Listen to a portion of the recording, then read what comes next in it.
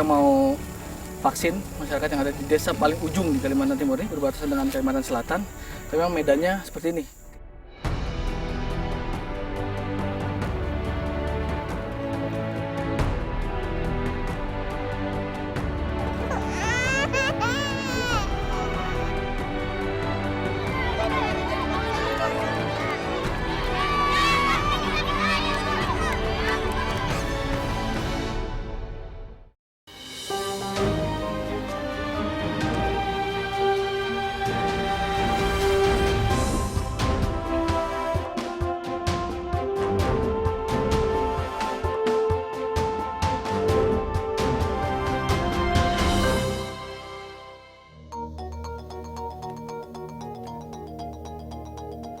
Menjadi tenaga medis bukan cuma butuh keahlian khusus, tetapi juga mental dan fisik yang kuat. Hal ini setidaknya berlaku bagi tenaga kesehatan yang berada di pelosok Kalimantan Timur. Tim Indonesiaku akan berangkat mengikuti kerasnya pengabdian bidan dan perawat di Kecamatan Muara Samu, daerah Tanah Pasir.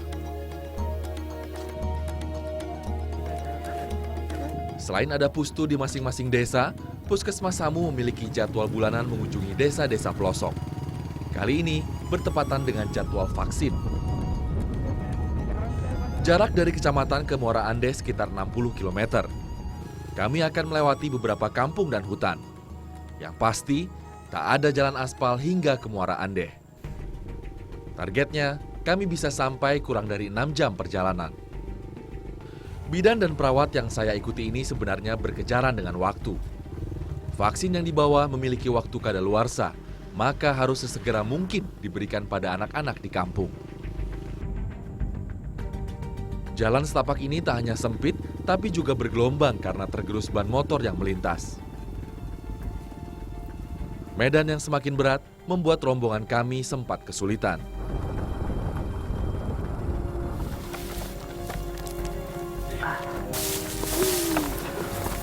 Ayo bang. Pemirsa, kita ini sudah jalan dari jam 10 pagi sampai sekarang udah setengah 3 sore masih belum sampai. Padahal jaraknya sebenarnya cuma 60 kilo, cuman karena medannya yang dilalui cukup jauh sebentar. Susah kali nah, Kak. Ini kita masih ada jalan yang hancur begini lagi. Jalan sih jembatan putus. Masih ada putus. Jembatan putus sekitar 2 sih kayaknya. Sama masih, kalau hutan kayak gini masih banyak, masih panjang. Masih jauh kita ini.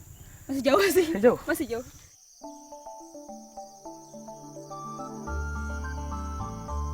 Belum setengah perjalanan, kami sudah harus mengisi tenaga. Beginilah kebiasaan petugas kesehatan saat harus ke Muara Andeh. Bekal seadanya asal cukup tenaga untuk melanjutkan perjalanan. Tak ada satupun dari mereka yang mengeluh atau setengah hati. Jauh dan rusaknya jalan tak masalah selama masih bisa ditempuh.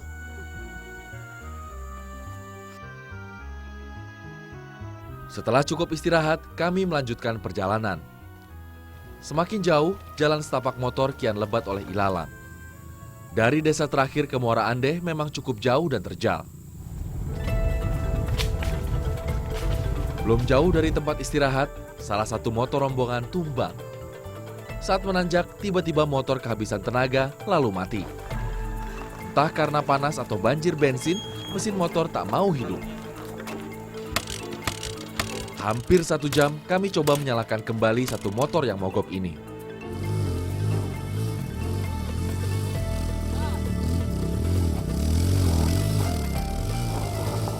Selain jalan yang kami lewati, sebenarnya ada jalan lain untuk sampai ke Andeh. Namun jaraknya bisa 3 kali lipat lebih jauh.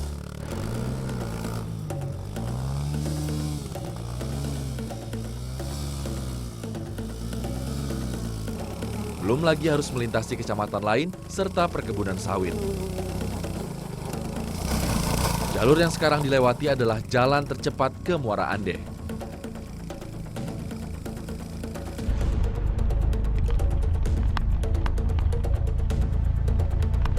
Belum habis lelah karena motor rusak di tanjakan, kami masih harus melewati rintangan lain. Kali ini jauh lebih sulit dari sebelumnya. Halangan yang sempat membuat warga Andeh terisolasi. Putusnya jembatan karena kebakaran hutan tahun lalu. Saya mendapatkan giliran yang pertama untuk melintas. Motor harus memasuki jalan sungai yang kecil serta berbatu. Kawan rombongan lain sudah siaga di ujung sungai untuk membantu menyeberangkan motor. Rintangan seperti ini cukup menyita waktu. Kami tak terlalu kesulitan karena rombongan. Namun jika hanya seorang diri atau berdua saja, pastinya akan kerepotan. Itu pernah pas hujan tinggi. Kalau hujan setinggi apa? Kalau hujan sih biasanya banjir sampai sini sih. Kalau Ah. hujan banjir. Terus biasanya kami kalau hujan balik arah lagi, Mutar balik lagi. mutar balik lagi. Karena kan pasti nggak tahu kondisinya di dalam kayak apa, karena aksesnya jauh kan. Mutar lagi lewat jalan perusahaan gitu. Ada, tapi kenapa kita nggak lewat sana? Kalau kita lewat sana, karena ini jalannya memang aslinya lewat sini sih, lewat sini. Kalau kita lewat sana mutar lagi keluar, lewat Grogot lagi. Oh, kecamatan yang sama, beda ya? Beda. Perjalanan kami terus berlanjut dan hari pun semakin senja. Target untuk memberikan vaksin hari ini sepertinya sulit untuk tercapai. Menjelang pukul 6 sore, kami baru sampai di Desa Muara Andeh. Salah satu yang menjadi kekhawatiran saya saat terlambat sampai desa adalah keadaan vaksin. Imunisasi untuk campak ini memiliki batas waktu karena di dalam kotak pendingin. Kalau melebihi batas waktu, maka tak akan berguna.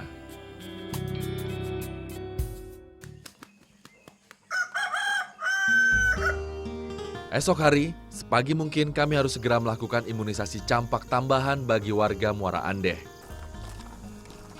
Desa Muara Andeh, daerah berpenduduk lebih dari 500 jiwa. Hingga saat ini, Kementerian Daerah Tertinggal masih memasukkan Muara Andeh ke dalam desa sangat tertinggal. Buktinya mudah saja, yakni sulitnya akses menuju ke desa. Sebagian besar masyarakat Muara Andeh adalah keturunan suku Dayak Meratus. Mereka hidup dengan berladang. Hingga kini, masih banyak masyarakat yang memilih tinggal jauh dari pusat desa, namun dekat dengan ladang. Imunisasi kali ini adalah sweeping untuk mencari anak-anak yang di ladang dan belum pernah mendapatkan imunisasi campak. Berbeda dengan di desa yang rumahnya sudah lebih layak, gubuk di ladang cukup memprihatinkan. Dindingnya terbuat dari kulit kayu dan atapnya dari dedaunan kering. Dan di sini, warga tinggal bersama anak istri mereka. Selain tak cukup layak, jarak pemukiman seadanya ini juga paling dekat 3 km dari desa. Dan ada jarak yang cukup jauh antar gubuk.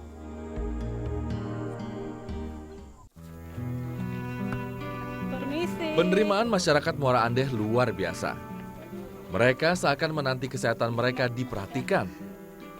Di desa memang ada puskesmas pembantu dengan 1 orang bidan dan perawat. Namun, untuk turun sampai ke desa terlalu jauh bagi warga pegunungan. Bukan cuma orang tua, anak-anak pun demikian. Mereka seolah kegirangan dengan kedatangan kami. Padahal, beberapa dari mereka akan disuntik imunisasi. Dugaan sebelumnya kalau masih banyak anak di ladang yang belum mendapatkan imunisasi ternyata benar. Di satu gubuk ini, kami mendapatkan beberapa anak. Bahkan, beberapa di antaranya belum terdaftar di puskesmas. Itu artinya, sejak lahir anak ini belum terpantau kesehatannya. Datangnya bidan serta perawat merupakan saat warga mencurahkan keluh kesah kesehatannya. Mereka juga sudah mempersiapkan obat-obatan yang lumrah menjakiti warga di ladang. Sayangnya, memberikan obat ke warga kampung tak semudah di kota. Malam sekali. Iya. Ya, sudah ngerti? Iya, ngerti. Coba gimana minumnya? Gimana minumnya? Minumnya di situ doang. Kayak mana? Enggak, berapa kali? Gimana minumnya, Ibu? Gimana? Butuh kesabaran lebih untuk menjelaskan mengenai dosis pemakaian. Ya udah. Berapa kali sehari? 4 kali sih bisa, 3 kali bisa. 4 kali jangan, Bu. 3 kali. Semakin siang, warga semakin banyak berdatangan ke rumah yang kami datangi. Begitu tahu ada bidan, petani di gubuk yang terjangkau langsung berdatangan. Lagi-lagi, kami menemukan anak yang belum pernah diimunisasi. Rupanya, Kedatangan kami ke sini benar-benar dinantikan oleh warga. Mereka tak menolak pemberian vaksin, namun lebih pada terbatasnya informasi. Ini kan jadi mereka ini kalau untuk turun ke bawah agak sulit ya, mungkin karena apa yang nggak ada kendaraan. Dan mereka memang tinggal di sini kan? Iya, memang tinggal di sini. Jadi kami harus sweeping imunisasi vitamin A. Jalan kayak tadi gitu ya, udah ke rumah kebun ini. Iya, biasanya kalau ada panggilan untuk mau bersalin, biasanya bidan yang di sini itu datang ke sini. Sini. Ya walaupun sarananya juga nggak terpenuhi kan, Iya. tapi daripada dia melahirkan ke dukun, Oh. mending kita datangin ke sini. Dengan vaksin ini sudah nggak? Nah, pas belum? Ini sih. Jemput bola pada imunisasi kali ini membawa Isi hasil. Bapak. Wah, naik jauh. Wih, isi ya badannya. Iya. Hampir 10 anak berhasil mendapatkan haknya untuk imunisasi. Manis kah? Enak. Walau di pelosok daerah, mereka juga wajib sehat karena anak-anak ini juga anak-anak Indonesia.